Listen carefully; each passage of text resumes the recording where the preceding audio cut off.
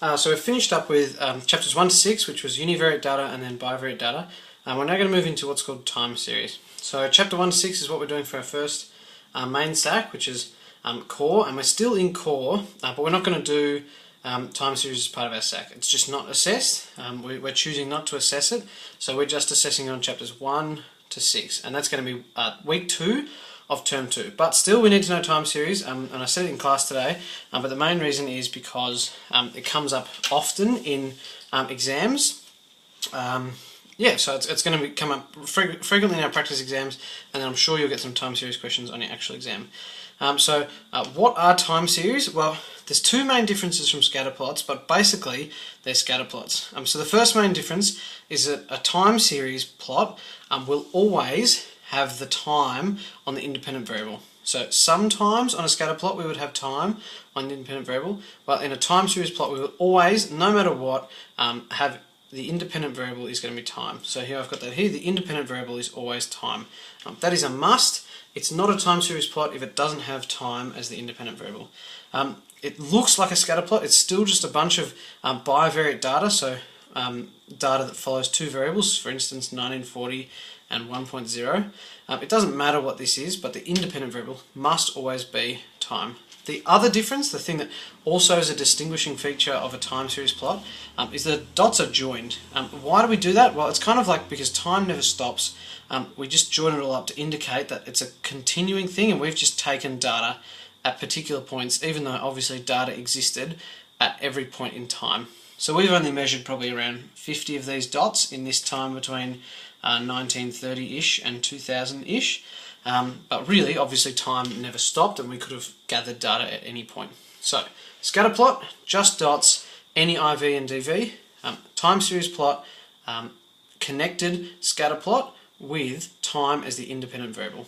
Other than that, things are pretty much the same. So, similarly, we're going to analyse them with similar sorts of things as we did with scatter plots, but instead of going with direction, form, strength, outliers, we're now going to go increasing or decreasing trend, cyclical or seasonal variation, and random variation. And that might be too small for you to read on this video, but nevertheless, the notes are online, so you can just look up the comparative notes online. So let's now look at the 4 different things to analyse. So the first thing we're going to want to analyse is whether there is a trend. There doesn't have to be a trend. So if you think back to scatter plots, it had to either be linear or non-linear. Well, in this one, it can either have a trend or not a trend, and it doesn't have to have one of a trend.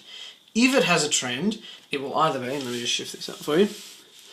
If it has a trend, then it will either be an increasing trend, like a positive relationship, or a decreasing trend, a negative relationship. So we don't call them positive and negative relationships in time series. We call them increasing trends and decreasing trends. So this one here is an increasing trend. Let me just write that one in for you. This is our increasing trend. It's going up, and this one is our decreasing trend. So as time goes on, it's reducing, it's decreasing. So time is obviously always going on this way, it's moving along, and time is keeping on going, and then here we're increasing, here we're decreasing. So that's the first thing you'll have to analyse. Can you find a trend, and is it increasing or decreasing? So we're just looking out for these things. It might not have any of them, but we're going to look for each of them in it. So that's number 1, trend. Number 2, here's another option, pardon me, of trend. So back in these scatter plots, we just had one general trend. So the data was generally going upwards, and the data was generally going downwards. And you can see there's obviously spikes and troughs, but in general it's moving upwards, in general it's moving downwards. Well, here we've actually split this time series plot and says it's got a number of different trends in it.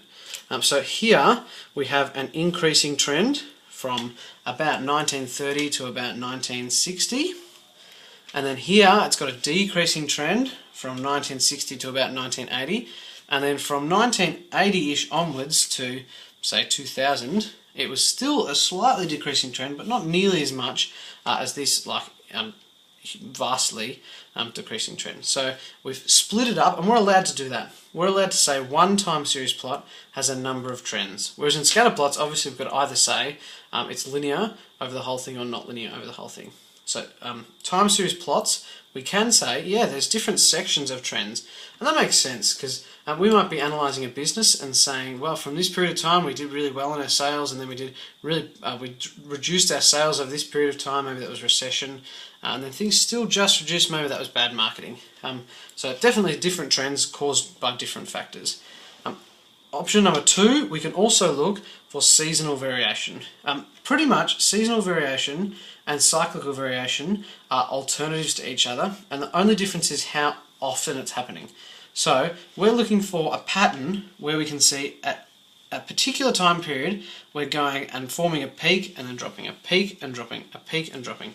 Just like down here, yep, you can see that, a peak and then dropping, a peak and dropping, peak, drop, peak, drop, peak, drop, peak, drop, peak, drop, all the way to the end. We're seeing a particular pattern which is consistent, and it's going in this kind of like cycle pattern, or it's going to keep happening again and again. So seasonal variation, that's any variation that happens up to a year in frequency. So for instance, if every month at the start of the month I spent more money on food, then I would have this kind of seasonal variation that when it was the start of the month, each time I'm going to go up and down, up and down. And because that time period is less than a year, like each month, that's seasonal variation. But if every 5 years I moved house for some reason consistently every 5 years, and my expenses would go up every 5 years, because that happens when you move house, you have to pay for new things, then I'd have this kind of cyclical variation where over a period of greater than a year I'm getting this consistent pattern happening. So seasonal variation is variation that occurs within 1 year or up to 1 whole year. So 1 year exactly, that's still seasonal. And that happens in business often with, you get more sales during Christmas, and we'll see that each Christmas season. And a cyclical variation might happen in terms of a population or something like that, but something that is greater than a year, more than 1 year. Otherwise, they're pretty much the same thing. We can see the peak, trough, peak, trough, peak, trough. Again, peak, trough, peak, trough, peak, trough. So you can see here, the interval here of one cycle is 1900 to 1910, that's 10 years. And then again, 10 years. And then from 1920-ish to 1931-ish, that's another 10 years. So they should be consistent cycles. Every 10 years, we're getting a peak. Every 10 years. Just like in this one, we're getting a peak, and here's the peak here in December. And then again, here's another peak 1 year later in December the next year, in 1999. And then we're getting another peak here in December of 2000. So we're having, again, another trend where it goes peak every 1 year. Because it's a year, it's seasonal variation. If it was more than a year, it would be cyclical variation. So we don't have to have either. We can look for one, and if it's there, we'll say it's there. If it's not, it's not. Just like with an increasing or decreasing trend. Third thing to be looking out for, or sort of fourth if you want to call it fourth, and this will pretty much be in every scatter plot, is random variation. So we're not seeing a perfect, if you have a look at these graphs, we're not seeing a perfect kind of pattern which goes like this. Like that's pretty much perfectly exactly the same every time. That's a perfect pattern, so there's no variation that's random, like just little extra bits. But you can see here we've got this little small peak here, we've got a little small peak here, and it's kind of jagged and things are kind of bumping up and down. That's all random variation. So if you're looking at business sales, maybe just some days more customers come in, the weather might be nicer some days. Or some years you might have more bad weather. If you're working at a golf course, obviously more bad weather means less people go and play golf because it's raining more often. All sorts of different things that are going to affect sales or different business models. That's all random variation. See here again, it's not perfectly curved, it's kind of jagged a bit, and even particularly here we can see it's all these peaks aren't the same, they're slightly different, they're all a bit jagged. That's called random variation. Pretty much every single time series plot will have random variation. So to quickly revise super quickly, we're looking for increasing and decreasing trends, we're looking for cyclical or seasonal variation, and sometimes we'll find some of them, and almost always we'll find random variation. Here, random variation. Here, random variation. It's kind of jagged. Things are bumping along not perfectly evenly. They're the 4 or 3 or however many you want to categorize that as, 5 different things that we're looking for in a time series plot to analyze them.